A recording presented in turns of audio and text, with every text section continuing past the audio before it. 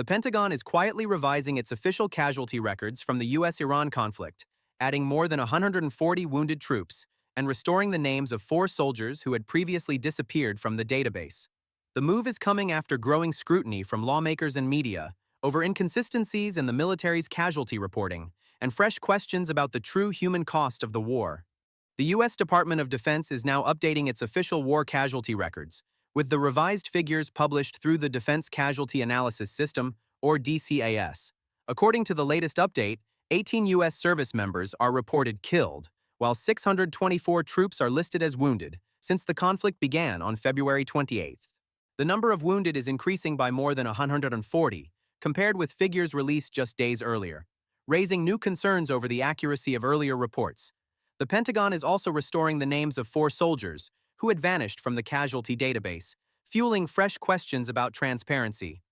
The controversy is intensifying after journalists and lawmakers notice that the official casualty count had actually fallen, despite continued Iranian attacks on U.S. forces.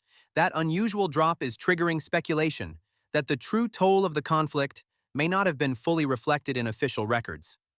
Now, 12 Democratic senators on the Senate Armed Services Committee are writing to Defense Secretary Pete Hegseth demanding an explanation for the shifting casualty figures. The Pentagon is blaming temporary technical issues affecting the Defense Casualty Analysis System website for the discrepancies. Acting Pentagon Press Secretary Joel Valdez is insisting the lower figures resulted from data disruptions and were not an attempt to hide casualties. Reports are also suggesting that publicly available casualty figures are fluctuating repeatedly during real-time monitoring, pointing to possible technical glitches. Alongside the revised casualty totals, the Pentagon is introducing a new category titled Overseas Operations. The new section is tracking personnel killed and wounded from July 7 onward, but it does not identify which military operation those casualties belong to. The database, however, is listing the names of fallen service members, including 3 U.S. Army soldiers killed in Jordan during an Iranian attack. It is also including another U.S. soldier who died in northern Iraq while carrying out a controlled detonation of an Iranian drone. But why is July 7 attracting attention? The date is matching President Donald Trump's claim that a new phase of the conflict with Iran is beginning on July 7th.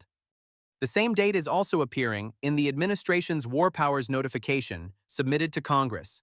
Under the War Powers Act of 1973, a U.S. president must end military operations within 60 days unless Congress authorizes an extension. The Trump administration is arguing that an earlier ceasefire with Iran effectively reset that 60-day clock, allowing operations to continue without immediate congressional approval.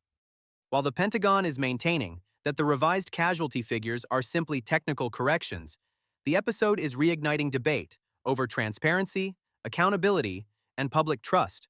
With lawmakers demanding answers, the spotlight is now firmly on the Pentagon, and the question remains, will future updates finally settle the controversy or deepen it further? If you like this video, then like, share, and subscribe to Mirror Now.